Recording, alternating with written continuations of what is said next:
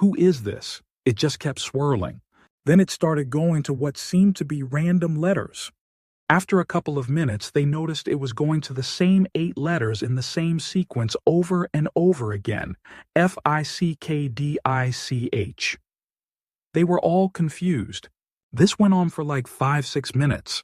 My mom looked up and realized that my grandpa had come upstairs and was standing by the table watching them. Suddenly, instead of just the 8 letters, it added 3 more. Fickdich.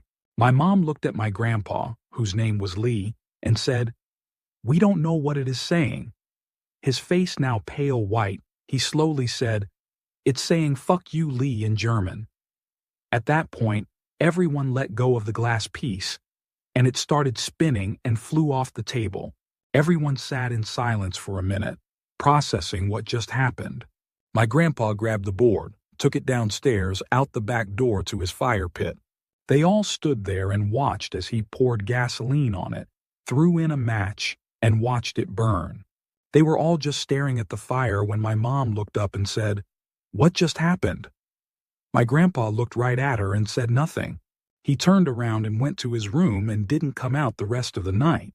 When my grandmother came home, my mom had a lot of questions. She told her what had happened, and my grandma went as pale white as my grandpa had.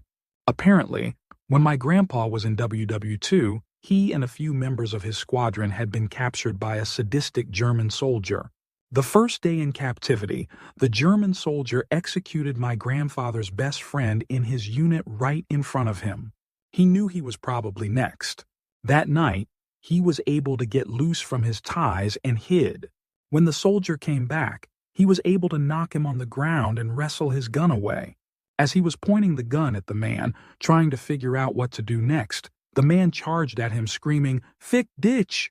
As my grandfather shot him in the face. He then untied the other guys, and they escaped, bringing his friend's body so they could ensure he got a proper burial and his mother would have closure.